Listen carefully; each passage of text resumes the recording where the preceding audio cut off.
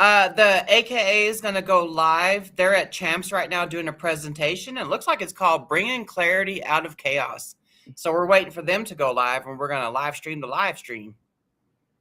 We need all the clarity we can get in this day of chaos. No. I know it. I got my little notification bell on here. Let me go ahead and give it a thumbs up here. That's the best way to do it because Jen and I just randomly do our live streams. So yeah, you guys should subscribe to our Advocacy in Action 2019 and hit the little notification bell so that you know when we're going live. That always seems to do way better, like, if you hit the notification bell, because, like, it'll pop up on your phone and tell you. Yeah. Or it does mine, and I usually don't get like, sometimes on the comments and stuff, I don't get notifications. Dude, Facebook's been really bad about it, though. Just getting off subject here. Oh, Lord, I'm telling you. Oh, yeah, I guess I should share it, huh? Me too. I'm just going to share the AKAs one. Man. I hope that my allergies aren't like of things to come this freaking fall. I think my daughter's allergies are acting up because last night she sounded like she was getting sick, and I'm like, girl. Yeah, dude, I'm telling Like, you, better not be getting sick. I really hope not. I hope I'm not rubbing off on you bad luck wise. Gonna go get some damn rabbit's feet and some 4-leaf clovers. Make a fucking robe of them.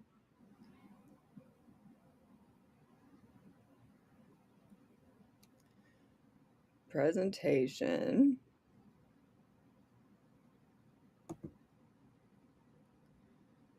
What does it say? Bringing chaos? Bringing clarity out of chaos. Oh, okay. Good. Thank you for that. Bringing clarity. Bringing clarity out of the chaos.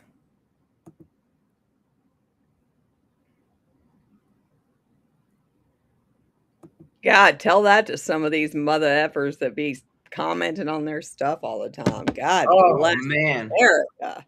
Like the comments are even worse on Max X account. Like, good. Yeah. And YouTube. It's like, dude, really? Like, do that refresh. Oh. Good call.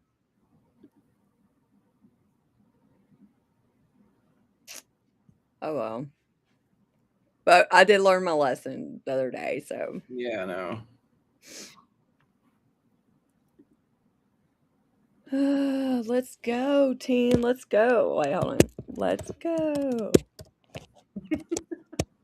Team AKA all the way. Oh, it's advocacy in action. Give them some love because they deserve it. Yeah, they do.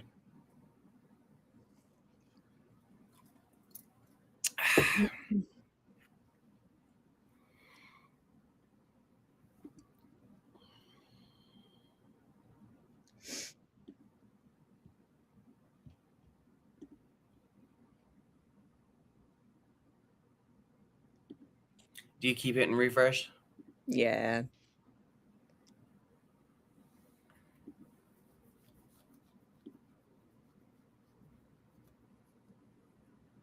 Man, I hope. Hold on.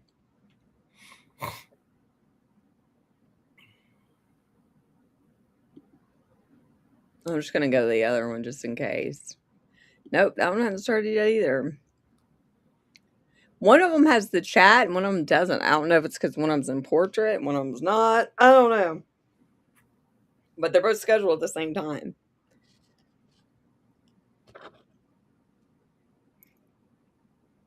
Yeah, that FOMO, somebody said that. And I was like, I just learned what that was the other day or something like that. And I was like, it sounds like it's a dirty thing.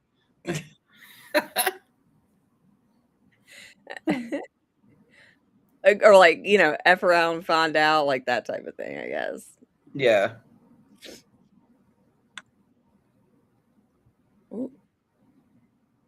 No.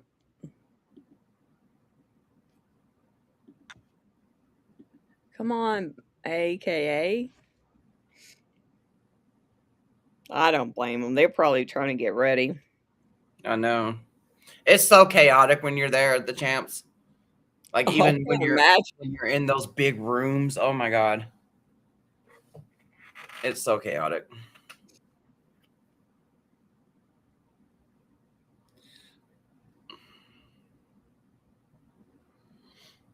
That is crazy. There's two of them that are on there.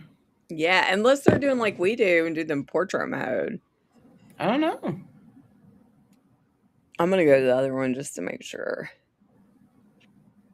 Oh, This is a great opportunity for all of us to be able to have a discussion and a conversation. And we want that to happen at the end here after this presentation, assuming we have time.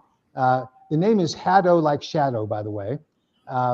And my mother made a big deal every time someone called us Haddo. She said, no, it's Haddo.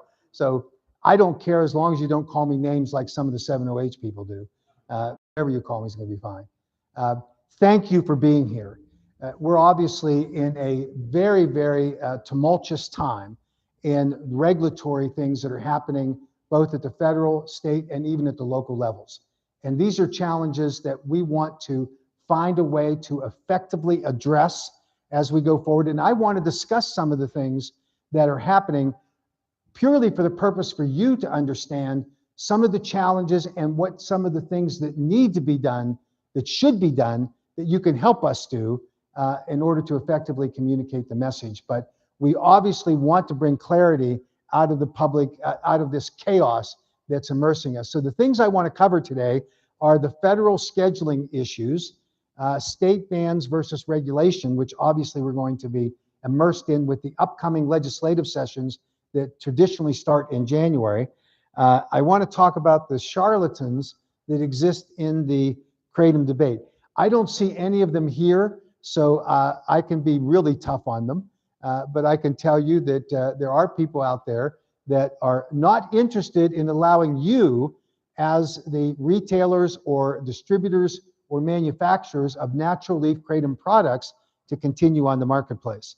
And then, of course, we want to discuss what the industry needs to do in order to ensure the continued supply of properly formulated, properly labeled, and age-restricted products into this marketplace. And then I want to finish up with some of the future challenges that I think we're all going to face collectively here. What happened was the first of two orders that were announced by the DEA back in July took effect. Surprisingly, the one they decided to take effect is the metrogenine pseudodoxil MGM-15 and MGM-16 rule. This has been a subject of intense discussion that we've had with all levels of the FDA, HHS, and the DEA, trying to make them understand, and to date unsuccessfully, why it was important to get this precision correct. So today, the threshold finding that they are making is that a substance can be temporarily placed in Schedule 1 only if the administrator determines it has an imminent threat to the American people. That threshold's been met, we believe, with the pseudodoxil and the MGM-15 and 16. They have to prove, the administrator has to prove, the history and current pattern of abuse, scope, duration, and significance of that abuse, and the overall risk to the public health. Now, those are 3 of the 8 criteria for permanent scheduling. So for the next 2 years, and they could add an additional year, this rule is going to apply based on the evidence and data supporting those 3 factors. And then procedurally, they have to issue that proposed order and then at least 30 days. Now, they went longer than 30 days, so it's not automatic that when they issued the order on July 6th, that on August 5th, that it took effect. They have to, they being the DA, have to then publish a final order. They can do that anytime after the 30 days has expired. The purpose of the 30 days is to let a reasonable time exist for manufacturers and distributors to clean out their product line. And that's why they do it, but they can give you more time than that. So in this particular rule, this temporary rule will last for the 2 years, maybe a third year, and then we'll go to permanent scheduling. And that has to be proven with 8 factors. The 70H rule was not published, the final order. In fact, the Department of Health and Human Services, in an unusual move, added another 15 days to their comment period that they had opened up in early July to determine whether there was evidence and data to see whether the 70H levels were appropriate that had been proposed in the order, which is the 0.05 by dry weight, all that. They're going to seek additional information. I know that there are people in the 70H industry that are thrilled by this because they're claiming that it shows that 70H is not going to be scheduled. There are people in the the natural kratom leaf community that are appalled because they think 70H will continue to be on the market.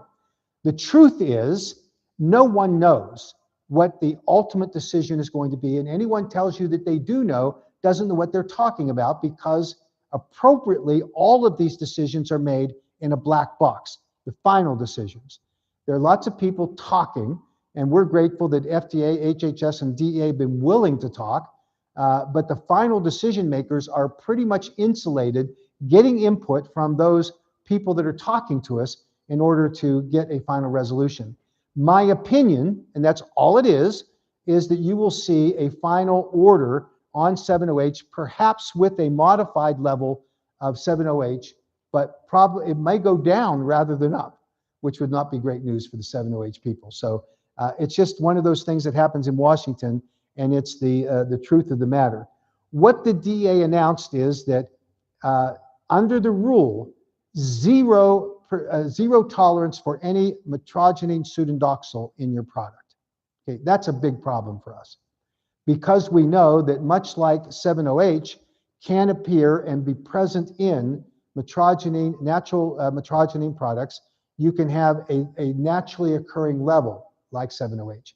The DEA decision makers are not persuaded by it, but they did issue a press release that said that the Department of Justice will exercise enforcement discretion when only incidental trace amounts of pseudodoxil are confirmed in a product otherwise consistent with botanical kratom. Now, that was a big win for us because it establishes at the federal level this particular limit on enforcement actions, and we think it's reasonable. But clearly, the decision makers at DEA do not believe that pseudodoxil does occur naturally, that all of it is manipulated in some fashion. So today, the American Kratom Association filed a lawsuit against the DEA. Hope will be open up a friendly discussion about what those levels should be. Not all litigation is as contentious as it sometimes appears to be. The only thing that's true about litigation is that it makes lawyers rich. It's always expensive, but sometimes you need to force the discussion in order to get to that point. And I'm going to talk about some other litigation here in a minute. But for now, the good news is for the natural kratom leaf manufacturers that as long as you are not chemically manipulating your products to increase the levels of pseudodoxil, you will not be subject to enforcement actions by the DEA. That does not mean that some enterprising prosecutors in some backwoods jurisdiction somewhere in America couldn't say that you are. And that, of course, the defense then would have to be, this is what, in fact, the DEA has said on this. The 15-day extension for the comment period, there's an important limitation on it. The Department of Health and Human Services never sought the experiences by individual 70H consumers and how they believe that it may be benefiting them. Never sought that. What they asked for was evidence and data on a scientific level that would inform the rule or the order about what that level should be. That's all it was designed to do. there were over 600,000 comments that were recorded in the database at HHS when they opened up that comment period. That is impossible. And the reason there were 600,000 comments was that they had bots that were deployed by someone attacking the comment system. And at the end of the day, people at HHS are telling me they have no way to know which ones are reliable, true, and honest, and which ones are not. And so that may be the purpose of this 15-day extension, is to really evaluate actual comments that are valid as opposed that were manufactured. So we'll see how that works out. Again, it's a black box, we really don't know. But for now, we have a 15-day period. Let us assume for the moment that comments are received by the Assistant Secretary for Health, and they would make recommendations to the Attorney General, who's the designated official for scheduling, who would then get DEA involved, and they might have a discussion with evidence and data that shows that there might be a modification necessary for the 7OH levels. Does it mean that 7OH will not get scheduled?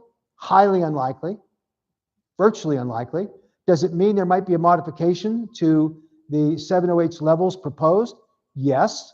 Does it mean they'll go up? Who knows? Does it mean it'll go down? Who knows? So we'll wait and see on that. But I think for now, an important point to be made here is that 71%, this is DEA evidence and data, 71% of the products that were 7OH products were tested contained pseudodoxil and MGM 15 and 16. So under the rule that currently went into place yesterday, those 71% of those products are illegal. And if you are a retailer selling one of those 71% of the products that were tested by the DEA, 7OH products, and they contain a level of enhanced pseudodoxil or MGM 15 and 16, you're cooked, because you will be subject to the enforcement of the DEA at that point. So let the customer beware.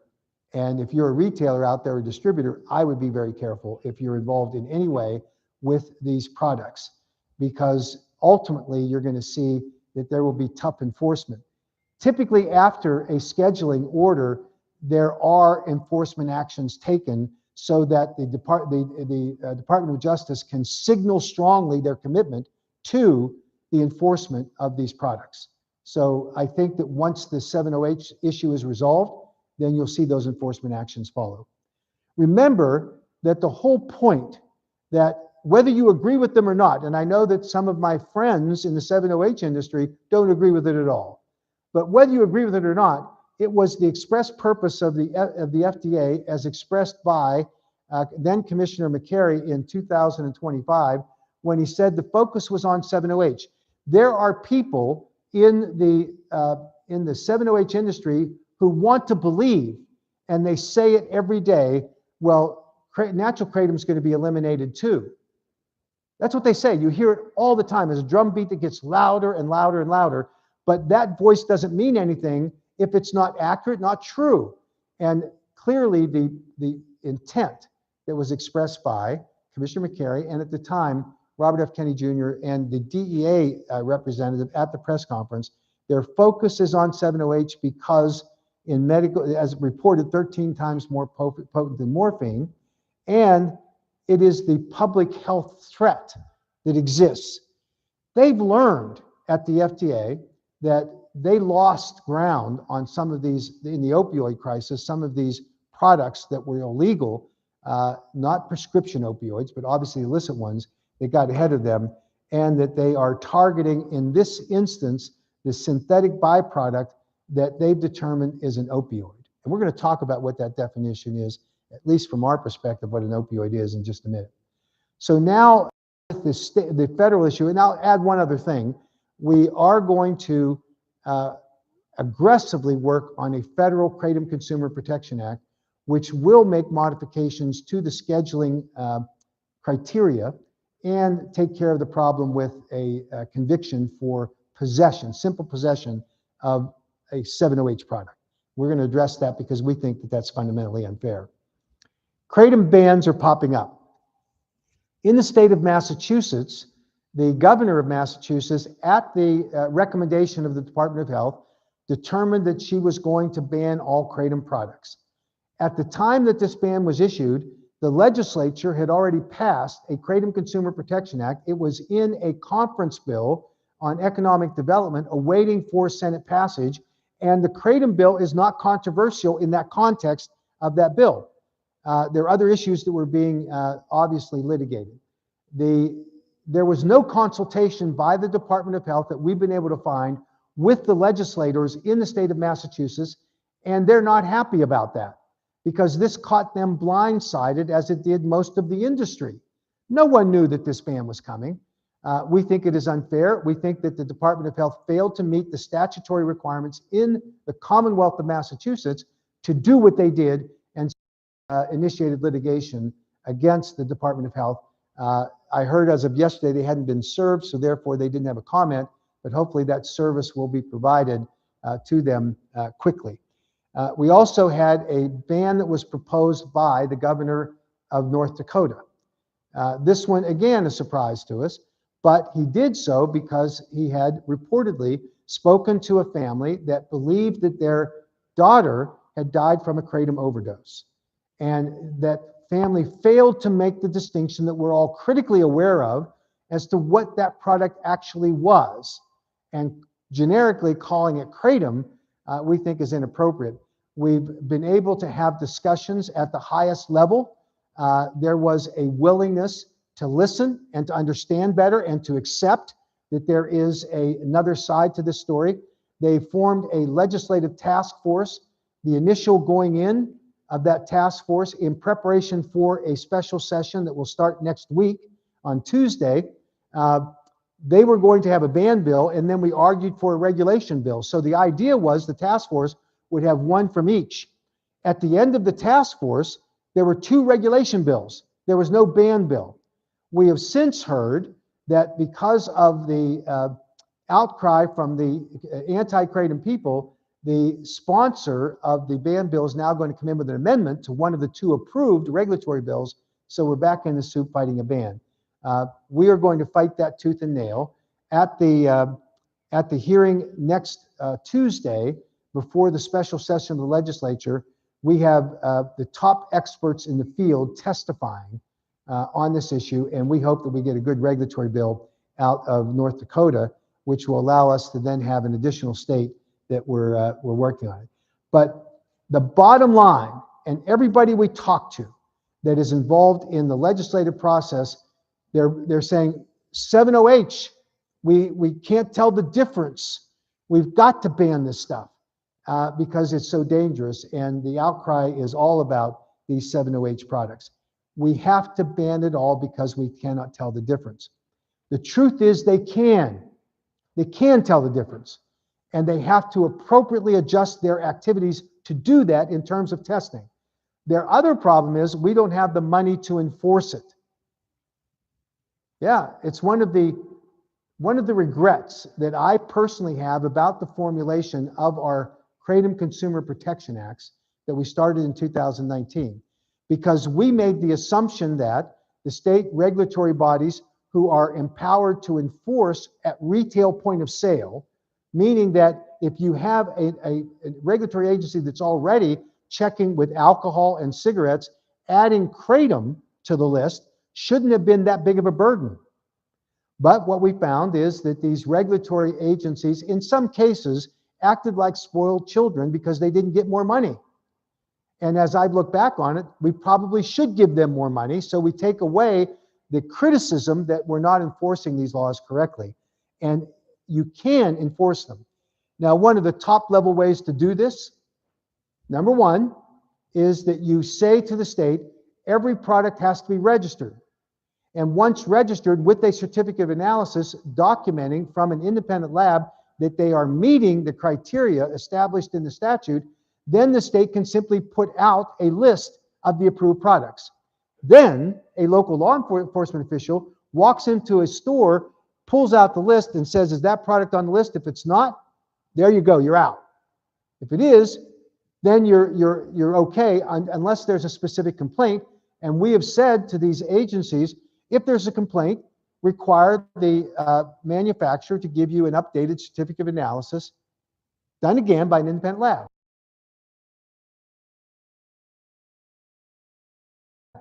And if you still think it's a problem, do it at the cost of the test.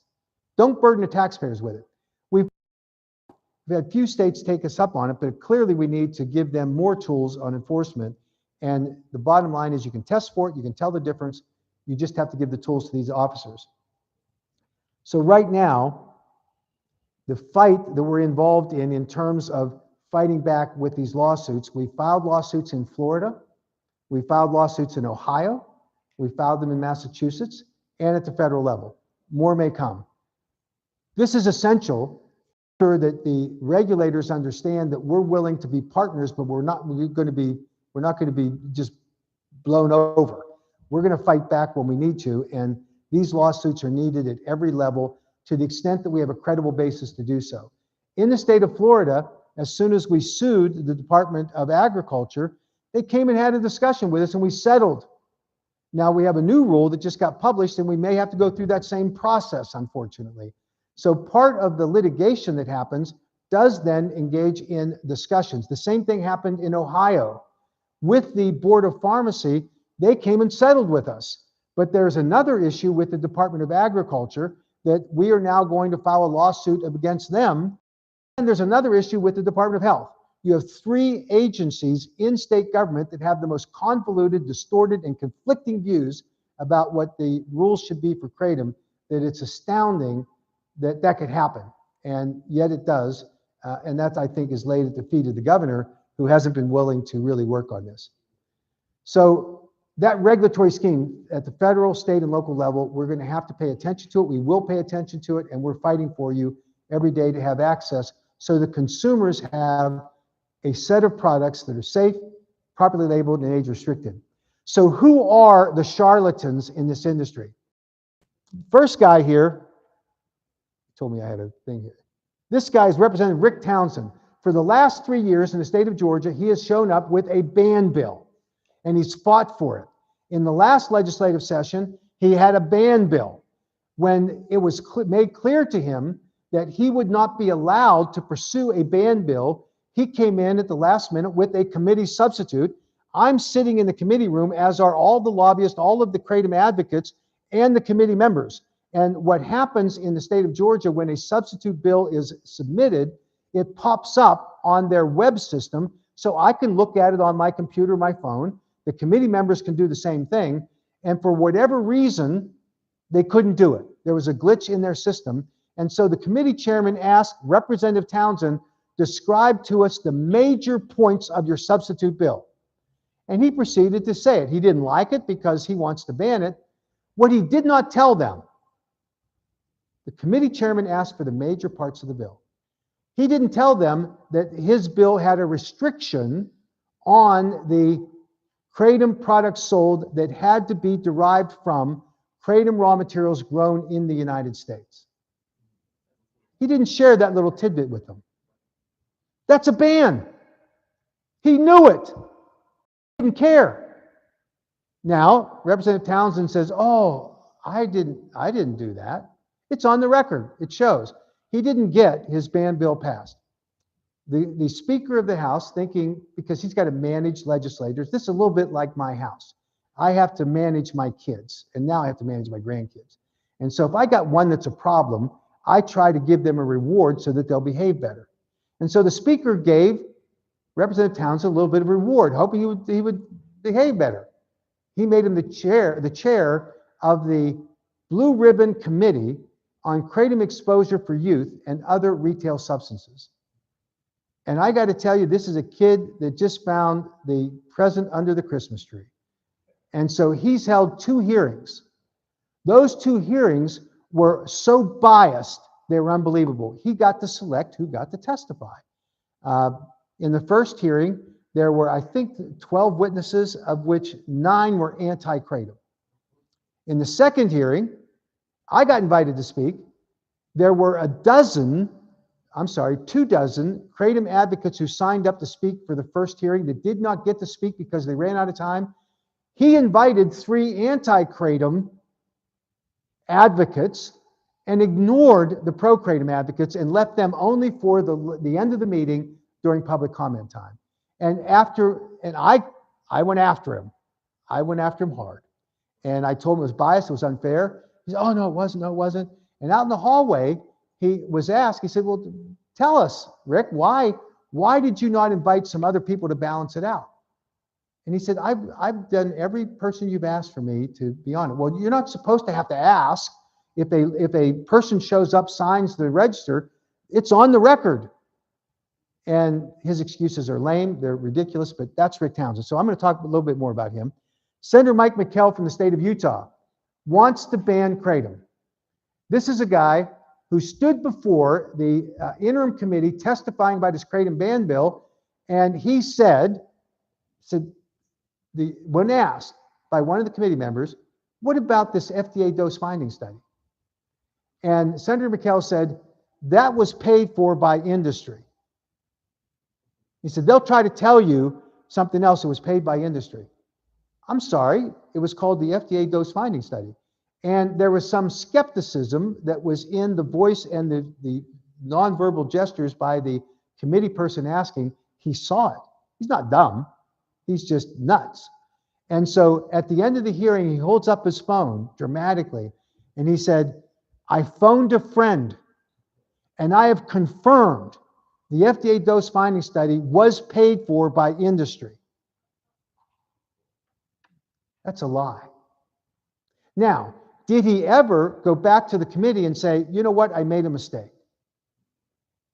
It wasn't paid for by industry. It was paid for by the FDA. He's never done that. He sat on a radio interview where he complimented the Mayo Clinic for all of their great work and research on kratom. The Mayo Clinic has not spent one dime on kratom research. They have received many dimes from the FDA for information sharing, and unfortunately in this case, outdated information sharing about the safety profile of kratom. But this guy, Senator McKell, got up and said, I got to compliment the Mayo Clinic for all their great research on kratom. Dean Francis. Now, I don't know much about Dean Francis anymore because he blocked me on LinkedIn and his other X account. So I don't know, but we're going to talk about him in a minute. And then you have Andrew Kolodny. How many people in this room know who Andrew Kolodny is? Come on, raise your hand high. You better get to know him because he's going to be your worst enemy in the next couple of years in the kratom space. I'm going to talk about him a little more. And then there's Michelle Ross. I want everyone to know that I spelled her name correctly. She has a big thing about that. I did not include the title that she prefers that I include, which is doctor, because she holds a PhD in neuroscience. Now, I've explained to her that the reason I do not call her Dr. Ross and that I call her Miss Ross is because in order to get that title, you would think that it has something to do with the expertise and training that you have that would allow you to articulate something informative about the subject you're discussing, in this case, kratom. She doesn't know what she's talking about, so I call her Miss Ross. I will not call her Dr. Ross. Some people think I should. So, that's Rick Townsend. He says repeatedly, we have to ban all kratom because enforcement doesn't work. He rejected our offer to include in the Georgia bills, number one, that you have, I'm sorry, I'm supposed to what? I've lost the mic. Did I drop it? Sorry. Okay.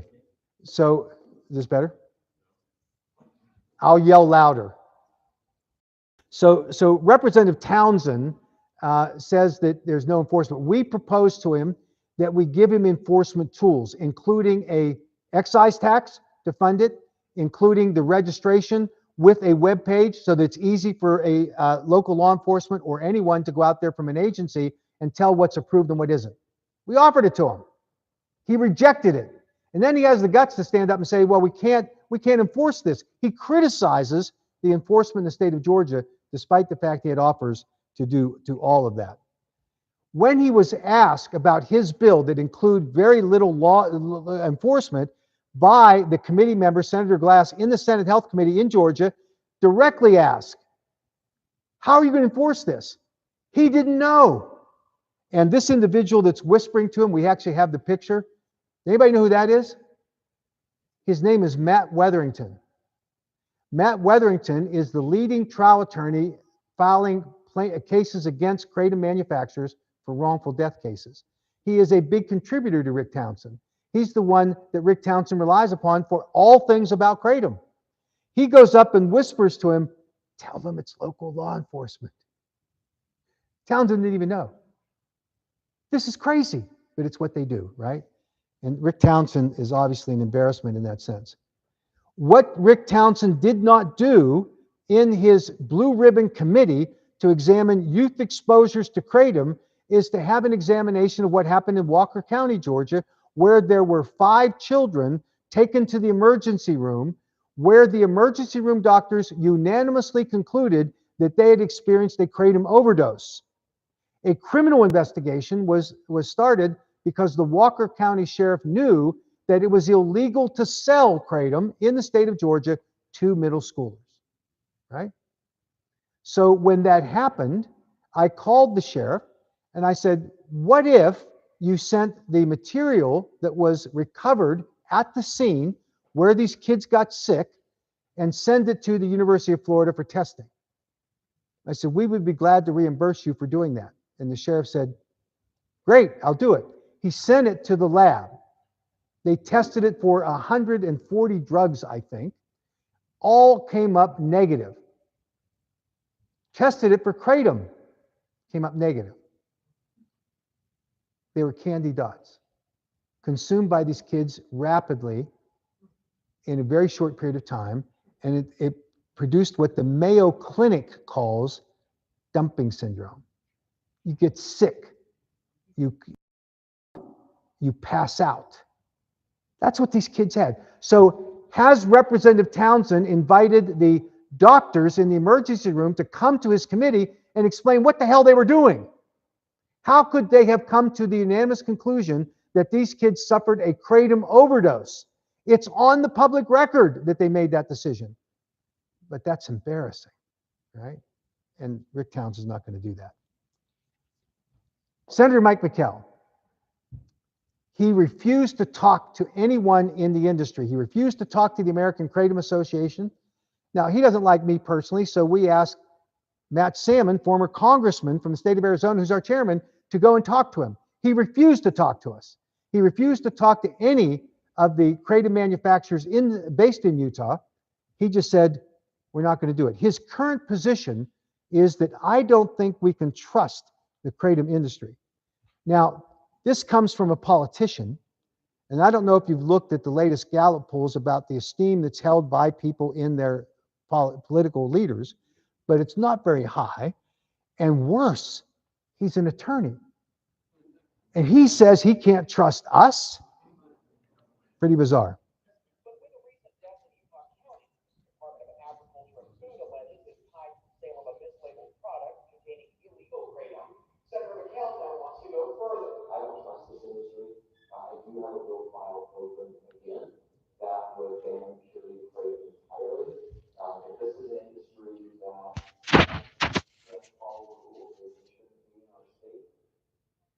Okay, did you hear him? Can't trust this industry because they won't follow the rules, right? That's what happened. So this, by the way, this is a cartoon of a picture that was taken on the floor of the Senate. I just did it because it's fun. He can't trust us. This is what's happening. Listen to this. Movie night for Utah lawmakers, I insist, is a deadly and serious topic. One of the filmmakers is in town calling kratom sold in stores as addictive as heroin or even morphine. Brian Mullady with this story. Patty Wheeler says she lost a son to kratom. She's also the executive producer of the film Kratom Side Effects May Include, and she was invited here to Utah in the middle of a kratom debate here at the Capitol. I had no idea what kratom was. Had never heard of it. Then for Patty Wheeler, who arrived here from Florida today, a sudden, devastating reality. My son Wyatt away from Kratom. There's no doubt in your mind that Kratom was the cause of Wyatt's death. 100%, and the coroner. Okay, so for context, a week before Ms. Wheeler came to the state of Utah to support Senator McKell's ban, she was on a podcast saying, I don't want to ban Kratom. My documentary, which she has now sold to some streaming platform that will be released in October, is educating Kratom consumers. She goes, I respect that there are some people that benefit from Kratom. I do, and I don't want to take it away from them. She says that on her interview. She comes to the state of Utah and says, we have to ban it. So what happened? What happened when she got off the plane in Salt Lake City, walked through the doorway to the Capitol, met Senator McKell, got introduced on the floor of the Senate as a woman who had lost a son, and we respect that grieving parents should be respected, as long as what we know about them is true, was introduced on the floor as a mother who had lost her son to Kratom, all to try to get a Kratom ban, introduced by Senator McKell, by the way. And she now said that 100% she knows because the coroner told her. Well, actually, it was a medical examiner. And actually, what the talk screen showed, which we FOIA'd under Texas laws, got a Freedom of Information request, under Texas law, we got the talk screen. And the talk screen shows that this massive amount of metrogenine, which Patty Wheeler says her son ingested immediately prior to his death, which led to a seizure, the talk screen says that there was metrogenine present, but not no detectable level of metrogenine, just present. And that there were 4 or 5 other substances in his body that should have, could have, and certainly warranted investigation by the medical examiner. But the medical examiner's report was that it was a mixture of substances that led to the accidental death of her son. She says 100% kratom, because the coroner/medical examiner told her. When she announced that she, on a Jacksonville television station in a news report, that she had sold her documentary, it will be out in October, she told this story about her son, about how it was 100% kratom. And so I called the reporter. And of course, the reporter, I've dealt with reporters in my 50 years in public relations and advocacy work. I've never met a reporter like this. I mean, it was like he was a family member, and he took great offense that I would challenge what this mother was saying. I said, I'm not challenging her. I'm telling you this is what the talk screen says. And he said, well, she showed me the talk screen. It doesn't show anything like you're saying. I said, well, we must have a different talk screen. I'll send it to you. So I did. He sends me back a text and he says, well, this is the same document number, but it's a different number on the talk screen. I said, well, I've sent it to you. I can't explain that. He said, Patty Wheeler says that you faked it. I said, okay, I'll get a certified copy from the medical examiner, which I did, and I sent it to him. And then he said, well, now she's saying that maybe there was a little bit of a mistake here, and there's another talk screen that was done by somebody else. What do you say to this? There's no way of getting to the bottom. Now, a grieving mother or grieving parent should be respected, but when they bring their grief to a public forum, in this case, legislative bodies, and say, you should ban kratom because I lost a son or daughter or a other family member, then it ought to be directly attributable to that cause of death. And we have a right to look at it. And we shouldn't be demonized because we're attacking so-called these grieving families. Dean, this is a text message he sent to me. God blessed me with incredible instincts. I don't understand it, but I am rarely wrong. All because I said to him, I think you're wrong.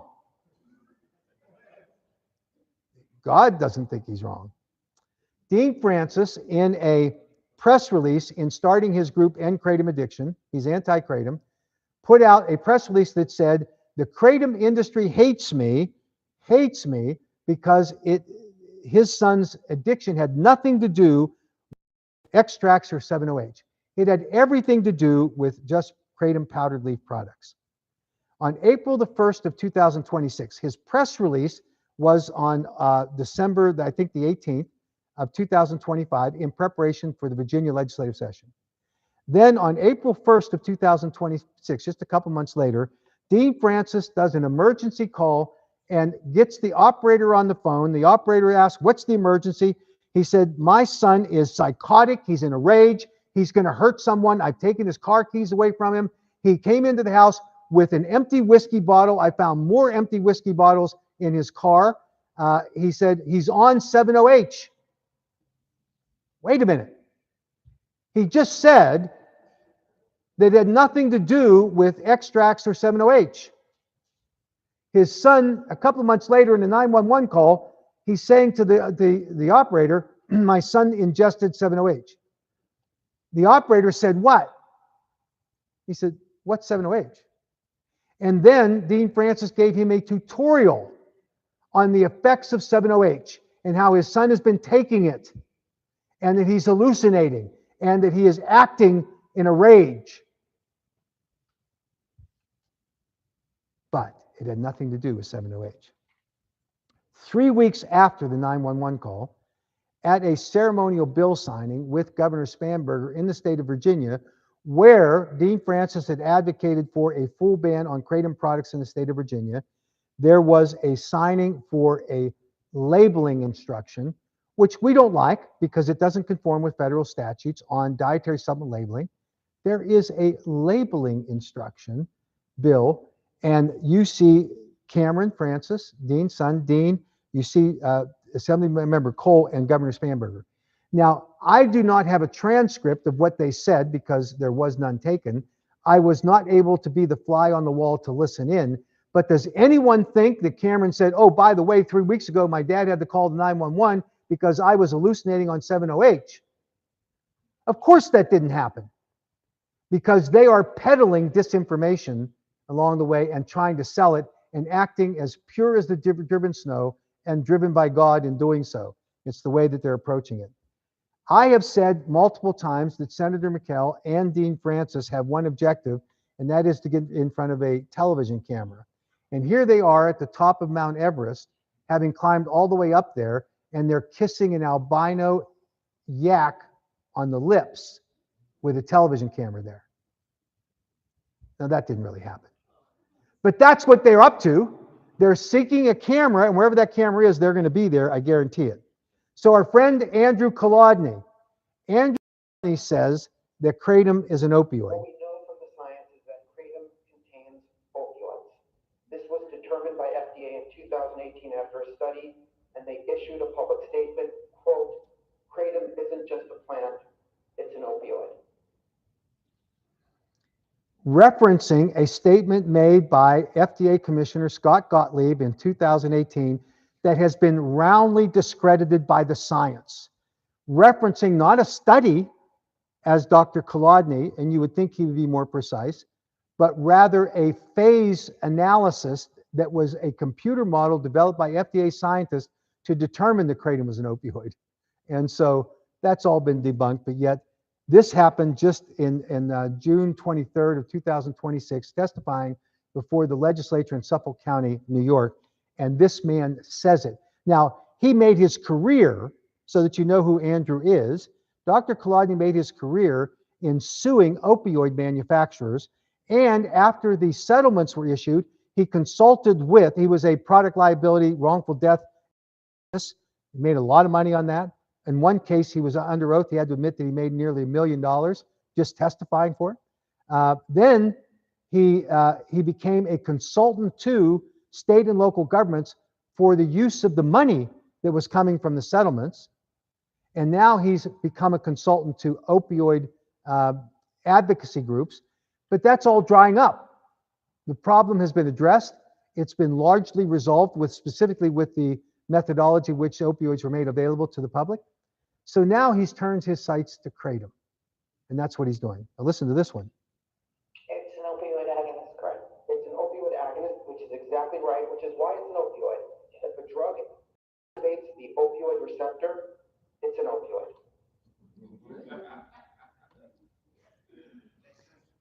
It makes a lot of sense. If it activates, in fact, I believe him.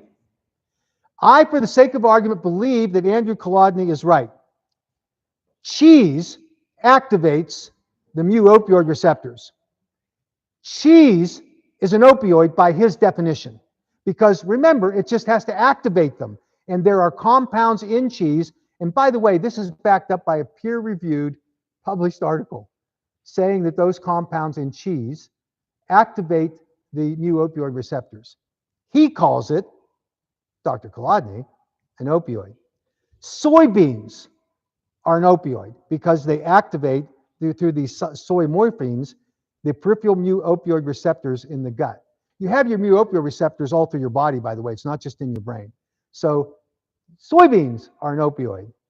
And I am glad for this one because I hate spinach.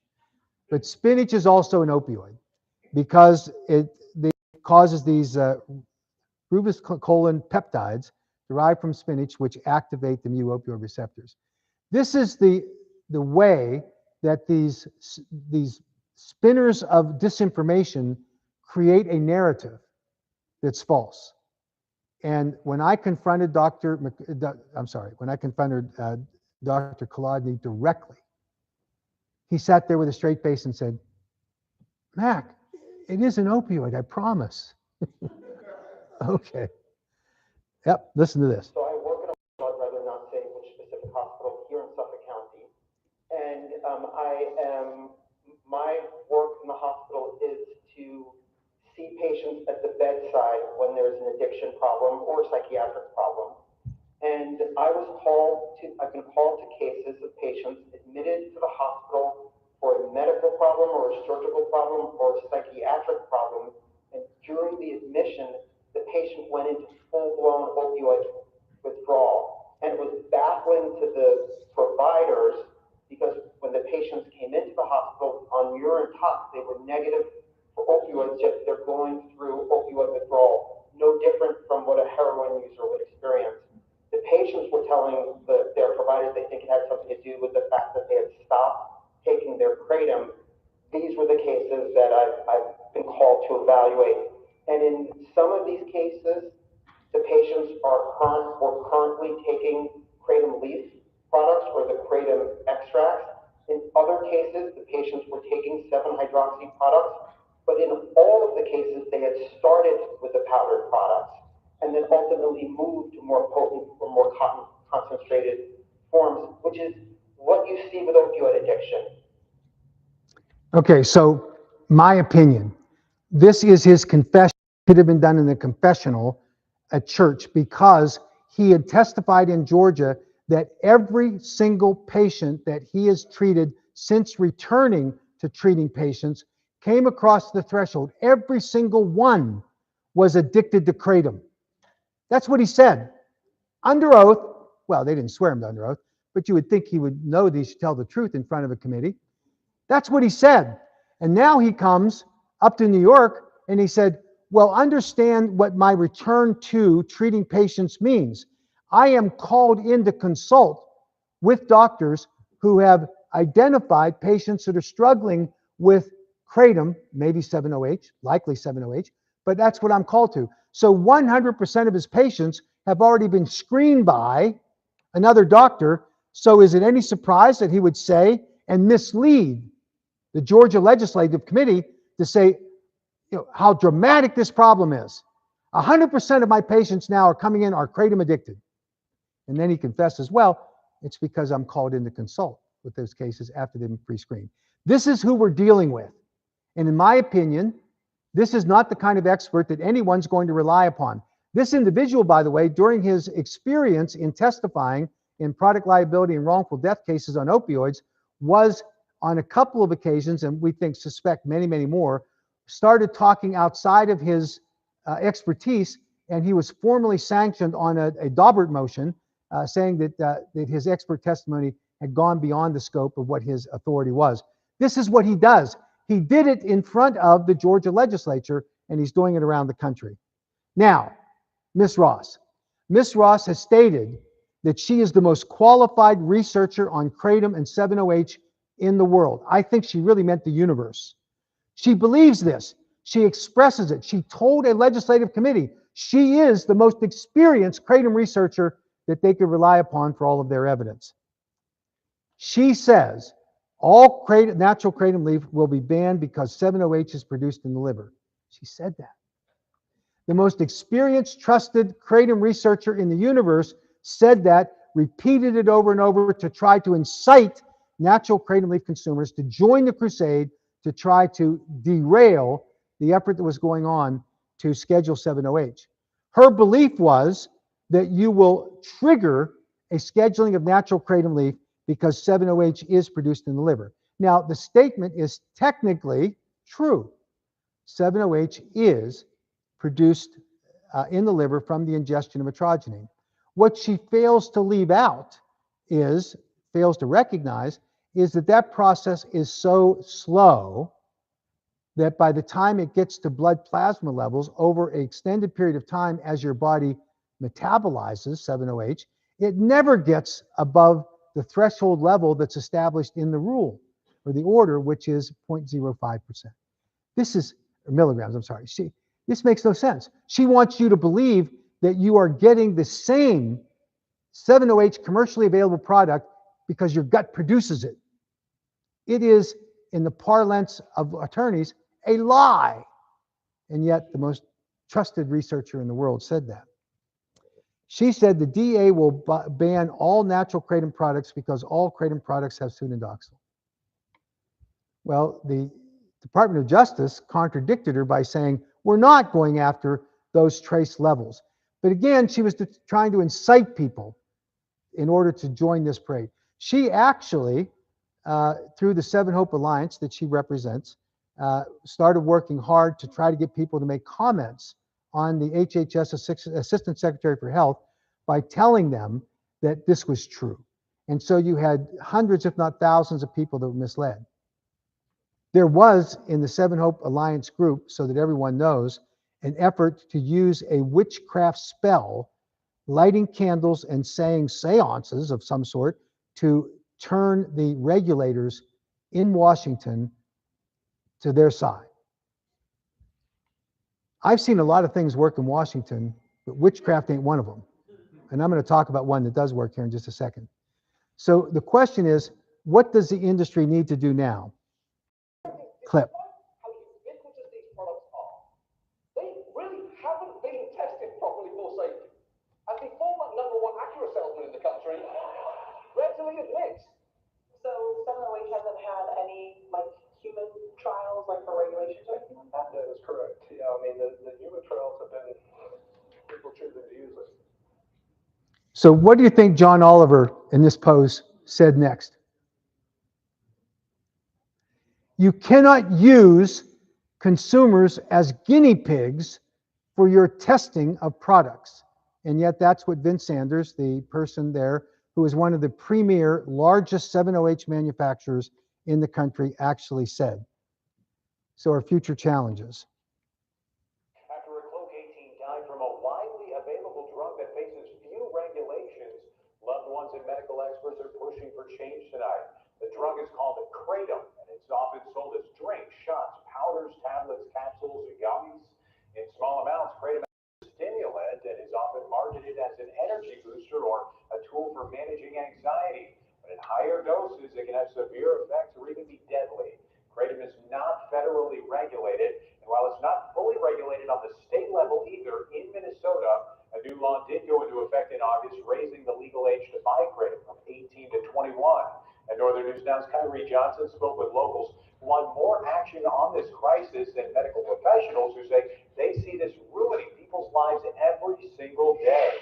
People on the Iron Range are feeling the impact of bouquet. In memory of 15-year-old Parker Martindale, communities are coming together while local advocates launch a campaign to warn about the dangers of kratom, an unregulated substance that's widely available across Minnesota. Kratom is sold in smoke shops, gas stations, and even some food stores. Same class of medications that like fentanyl, oxycodone, hydrocodone, methadone. It's a fight against a quiet crisis fueled by a plant that many assume is safe just because it's legal. They've taken that and then they've concentrated and sold it and packaged it into pills, which has a much higher risk of leading to addiction, has a much higher risk of leading to a nasty withdrawal syndrome. Without FDA regulation, there's no oversight to stop other harmful substances from being mixed in. Doctors say that lack of control has led to a 5-fold increase in local kratom overdoses, including for 15-year-old Parker Martindale, who family says died from a lethal amount of synthetic kratom, thinking it was an ordinary energy supplement. But what really happens after a 21-year-old purchases it and brings it home,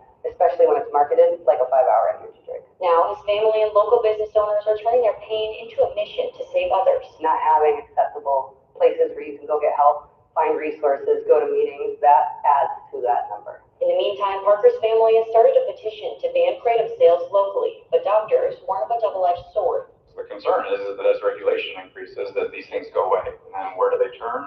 You get something off the street, it will be fentanyl. Organizers are still looking for volunteers to help with Parker's memorial events on September 12th. We'll have more details on our website. In Chisholm, Kyrie Johnson, Northern News Now.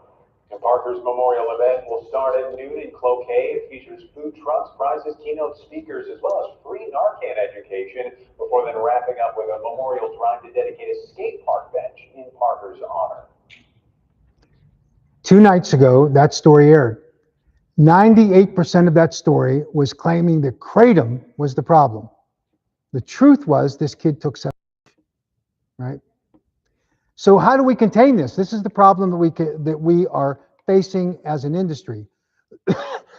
Excuse me. Corn is not moonshine, but that's what they're making kratom, right?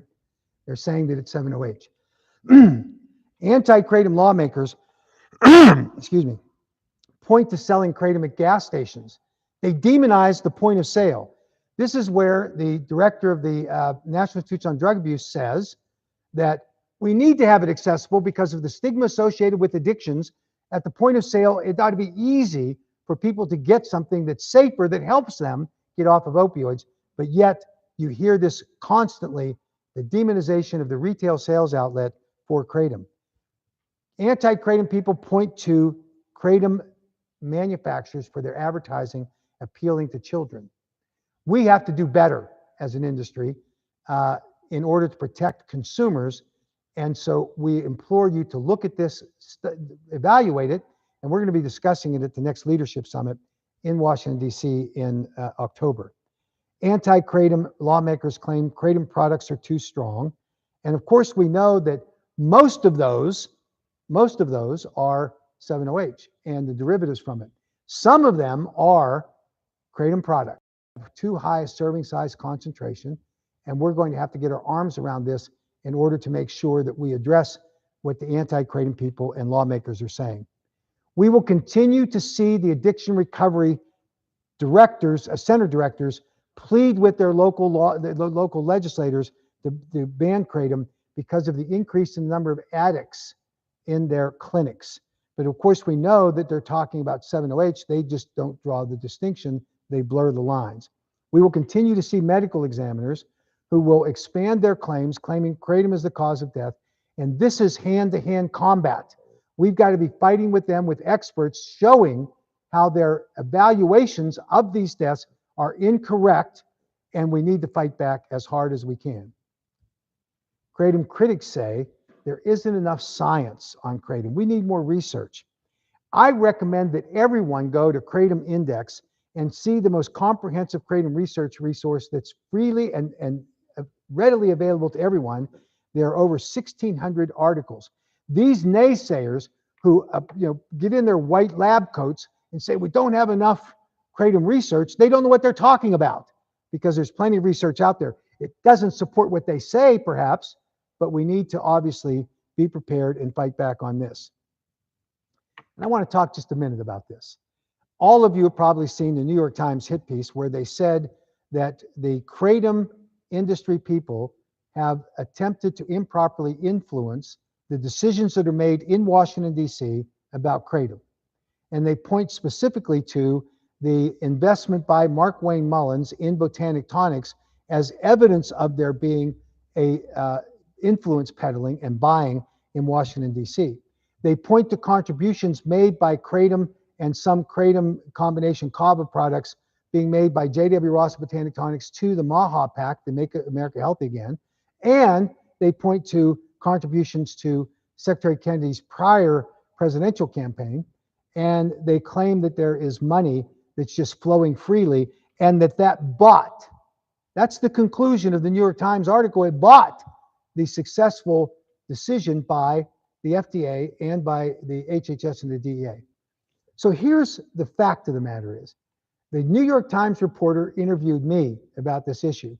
I told her two things that were important. One is that I've been in Washington, D.C. for the past 50 years, and I have seen the tranches of now billions of dollars being made in the form of political contributions, both to candidates or to PACs, in order to get a seat at the table.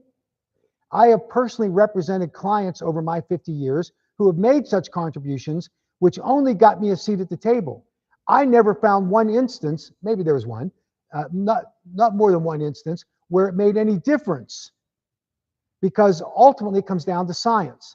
And the idea that that's what is corrupting politics, when that's what has been a part of politics since we started this grand experiment in democracy, was a little silly. Second thing I told her was that the 7-OH manufacturers gave more in total to try to influence that decision. We had one of the premier 7-OH manufacturers in the country at the last CHAMPS show here in Las Vegas, openly telling people that he had made a contribution of $500,000 to have a seat at the table at a fundraising event with the President of the United States, where he made his pitch, saying that 7-OH should be legal. The 7-OH community has spent more than $2 million on a targeted media campaign in Washington, D.C. that barrages the airways every day promoting 7-OH. They have spent more than the kratom industry has in total in trying to influence the political decisions surrounding kratom, when all they got was a seat at the table, as did the cheapskates, the kratom people, paying far less, got a seat at the same table. And then what prevailed? Science. That's what the difference was. So why didn't the New York Times report that fairly? They weren't interested in hearing what the 7-OH people did, because the 7-OH people got screwed in the decision that was made by the regulators, by the science. They didn't get what they wanted. But what the New York Times reporter wanted to do was to do a hit job on the Trump administration, because I hate the Trump administration. And they may have good cause to hate the Trump administration, I don't know. But I can tell you that wherever you fall on that political spectrum, this was a hit piece. And what they were criticizing is common in Washington, D.C. And the fundamental premise that they made was a decision was purchased is wrong. Because if that were the case, then we would have a far different discussion today. We fight and confront the influencers of the anti-kratom push, the media. We have attention seekers, Senator McKell, Dean Francis, will do anything to get in front of a camera to amplify their narrative. Freedom seekers who say we want to have the freedom to use any product that we choose to manage our health and well-being. I'm sympathetic with them, but there are limits to that freedom, and that comes with the laws that are currently in place. We're going to have anti-kratom lawmakers that we have to be in front of them. We have to challenge them when they spit their narratives like Representative Townsend does. We have to be prepared to fight, and we have to do it as much as we can. Trial attorneys who are profiting from fear, not facts. They're suing companies regularly. They're suing the AKA, dragging us into court, expensive depositions, defenses are expensive. And then you have End Kratom Addiction and similar groups that say, oh, all kratom is going to kill you. That's our challenge. That's the fight that we have, and we simply got to be prepared for it. Admiral McRaven famously said, we've met the enemy, and it's us. What we do not want to be is the enemy within our own camp, and that's critically important. This is something, a characterization of a email that I got a week and a half ago. It is from a vendor in Southern California, and he said, I just had an inspector show up from the California Department of Health ordering me to stop selling kratom products and to quarantine them until I can provide a destruction plan. Why haven't you stopped the department from doing this? Yeah, fair question. So I tried to look him up, because we have a database of people that supported the American Kratom Association with their contributions, which empowers us to go and try to interdict the Department of Health in California. I couldn't find his name. I knew that had to have been a mistake. There had to have been an oversight. And so I emailed him, and it precipitated a conversation. He said, well, I've never given to you guys. I never felt like I needed to. I said, well, do you feel like you maybe need to now? He apologized. But I got to tell you that I get these commonly from people that I've never heard from. The guns are pointed at them, and now they want help. And we want to be there to help, by the way. We absolutely do. Bottom line is, will you lead? Will you step forward? Will you have an impact? Will you help us? And there are people in this room who have been magnificent champions to help us, and we deeply appreciate it. Or will you be the gawker that sits there and looks, observes, sees the carnage, and not be in the fight? My father-in-law, before he passed away, he was a World War II veteran. He was a paratrooper in World War II. He paratrooped into Holland, got shot by the German forces, successfully crawled under a haystack and hid for 3 days, and had this awful experience of infections and almost lost his life over it. And I was asking him about his experiences in the military, and I said to him, well, what is the thing you take away from it that you recommend? And he said, Mac, he said, always make sure that the people that are in your foxhole are fighters, right? He's right. We need fighters in the foxhole. We do not have to agree on everything, by the way.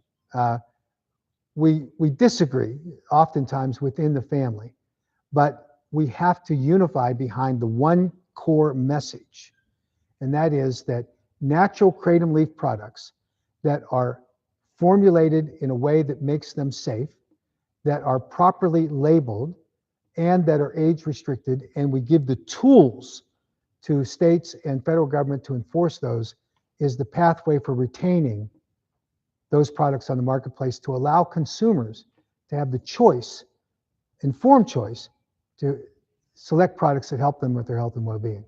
That's what we're about. And I guess it's a rallying call. It will fall for some on deaf ears. I understand that.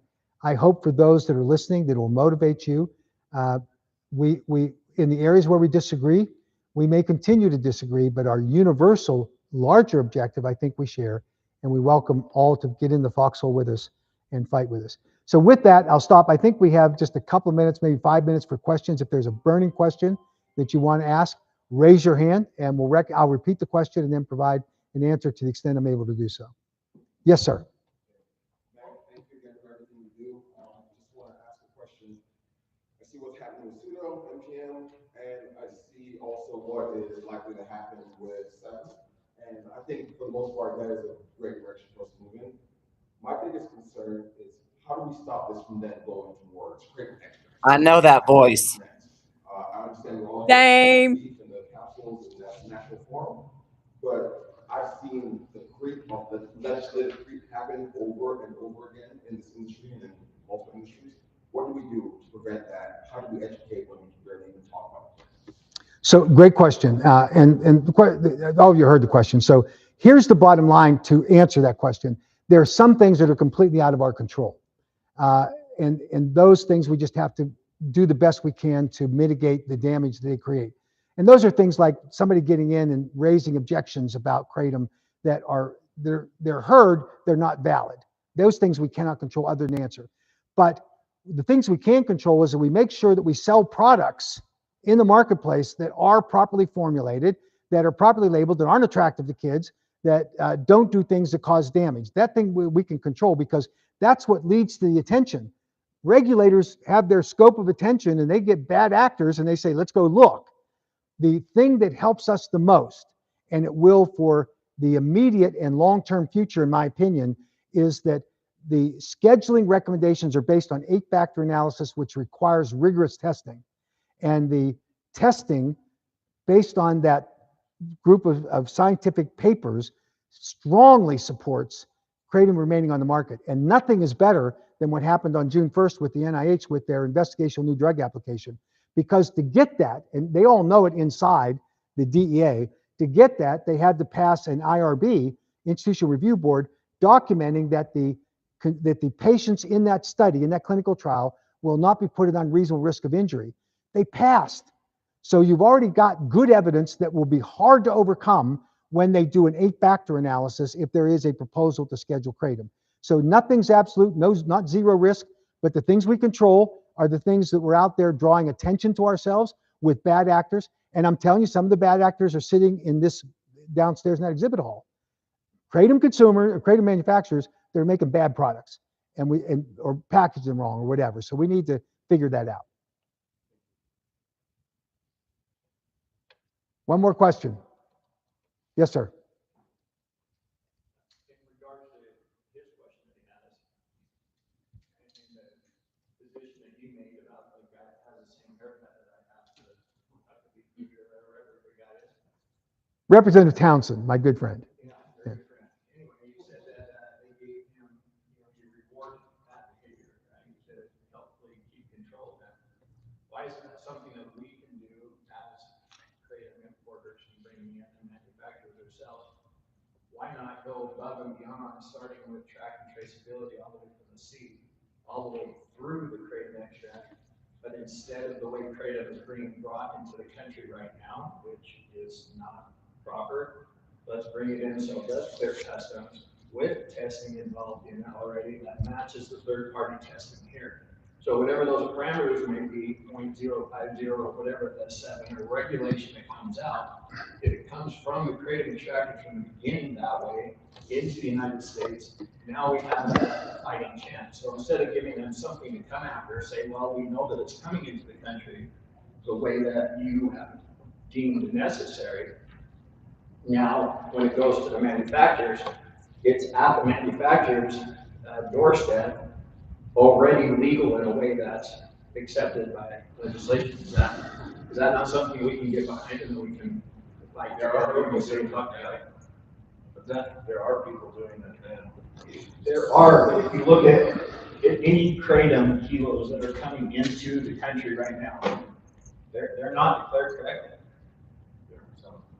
So don't listen to him. I'm not, I've been in this for a very long time, many years, and I bring kratom in. I know how it's being declared. I'm saying that there's no reason that we cannot declare it properly, declare it legally. And you know, if we're being scrutinized as drug dealers, because it's being brought in like cocaine and everything else, why don't we do it the right way, correct, from the beginning to take away the magnifying glass from us? And then when it's brought in, we have COAs already attached to it with notes saying for third-party testing to match the COAs coming from the extracting facility. So then when it gets to the manufacturer, it's already a legal parameter of what they are deeming is necessary going forward. Excellent question. So please don't leave without getting my card and let you and I talk. And anybody else that wants to be involved in this conversation. I've been to Indonesia a number of times and I've seen firsthand two things: the terrible conditions that the farmers in remote areas have to work under, where they don't have electricity all day, where there's hygiene issues and all that. I've seen it. And I think that they've made tremendous progress. I think they've made tremendous progress with the government wanting to do the right thing from the top down, enforce regulations. I don't think, my opinion, based on what I've seen, that they are in the same ballpark with Thailand. Thailand has taken a stronger commitment. Now they have the advantage of having more control over where it's grown, who the farmers are, so they're ahead of the game. But nothing's perfect. And in my interactions with the Indonesian government, they talk about wanting to have good standards, but you show up at the export point with a COA demonstrating compliance with the standards that they've required in the Indonesian government, and you have the currency underneath it, and you get to ship, right? But we can clear that. They need to work on that and clean it up. They aren't there yet, but they've made tremendous progress. In Thailand, I was invited to go there this year, in February and January, whatever it was. Time flies. In January. And I got to see the facility, both from the processing of the plant, how they manage the harvesting. I got to see a first-class facility. That was all impressive, right? The Prime Minister of Thailand wants to make kratom a major commodity they ship. So there's a pathway to do this.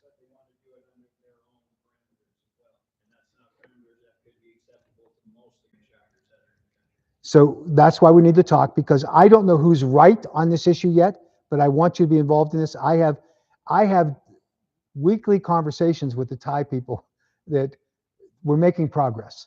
And so let's talk. We need to do this. We need to ensure and be able to demonstrate to the FDA that they can make a carve out for material that is shipped under these conditions that meets these standards. Water extraction is not the answer. There can be other ways that, I mean, solvents are used even in water extraction. We may agree. I don't know enough yet on your position to agree or disagree on it, but we'll see. But right now, we have to do this. It's a critical priority. So thank you. And I'm not kidding you. The Thai government, the Indonesian government are actively involved in this. I wish they weren't 12 hours different, which creates all kinds of problems in my life. But we're going to fight through this. And there is a conference in Thailand organized by the University of Malaysia and the Thai universities, who I can't remember now, but that's in October. And I'll be going to that. And Dr. McCurdy and I are keynote speakers there. So we're going to be able to move the needle, I think, in making these discussions.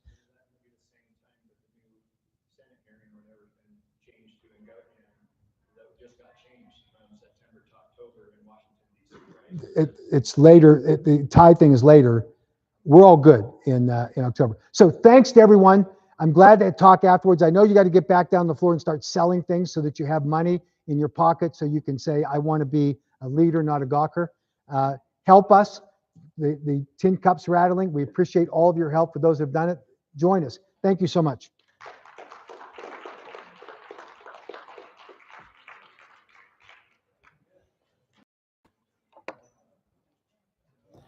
Well, that was go, cool. Mac. Let's go.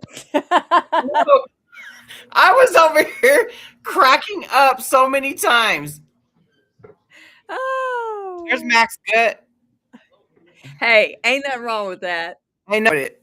Where am I? Why am I so small? Oh, here I am. Dude, these comments over here, dude. Oh, I know. I was reading the comments on the live on the AKA's live stream. I'm like, man, that some dude just kept just saying the same dumb shit. I'm like, dude, go over to HHS and comment while y'all got 14 days. Like, you're in the wrong place, buddy. Yeah, I don't. You know what? I don't get it. Like, we don't go and watch and or comment on their Seven Hopes stuff. Yeah, like we're over there watching.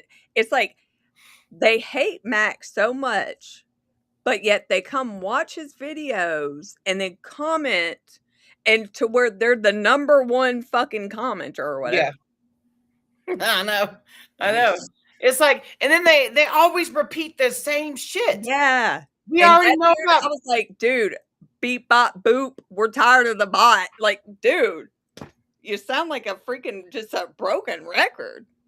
We already know about Mac's history. Like, have you went and looked at Jeff Smith's history? Go look at his history. Michelle Ross. It's Sanders. Yeah, Michelle Ross's history. We found out some stuff earlier this week. Like, I wish I didn't even know that. Yeah, true that. Anyway. Ain't no way I was gonna go look for that video though. Yeah, that's some stuff you can't unsee for the rest of your life. Like, that'd be some stuff that just attacks you in the middle of taking a shower or something. In the middle of making a fucking sandwich. Yeah. The mayo. Oh, yeah. But yeah, we are Team AKA. We are Team Mac. If you don't like it, skedaddle. Skedaddle. Mac has busted his ass for so many years, not just for, for every single Kratom consumer. Even the 708ers that disrespect him and call him horrible, horrible names, he will still treat them with respect, and he'll still let them have a platform, which I don't really so much agree with. But, you know what? I think it's age because, I don't know because the older I've gotten, the less I care about what people have to say. So maybe it's just has more wisdom and patience. I don't know. I don't know either, but let's see. So we'll have him on Saturday, at 2 p.m. Eastern time. We'll have the recap with Mac. I'm sure I hate that we couldn't really hear the question. I don't, but they did with what they had to do. It's like that. Them live streaming was last minute, totally Yeah. last minute stuff. But I mean, at least we got to see the little presentation and stuff, Yeah. And, I think the more times he puts that out there, the more times, I mean, because, like a lot of times people don't see or don't know that kind of stuff that goes on. I mean, people need to know about all these crazy people out there, man. Yeah. No shit. They really do, because it's a whole army of them out there. And they're all crazy as hell. They're all trying to get a piece of the pie. Yeah. People love two pies. Get it while it's hot. Get it while it's hot, because it's hot. As long as 7OH is on the shelves, it's getting hot. Hey, Shannon. Also, hey again.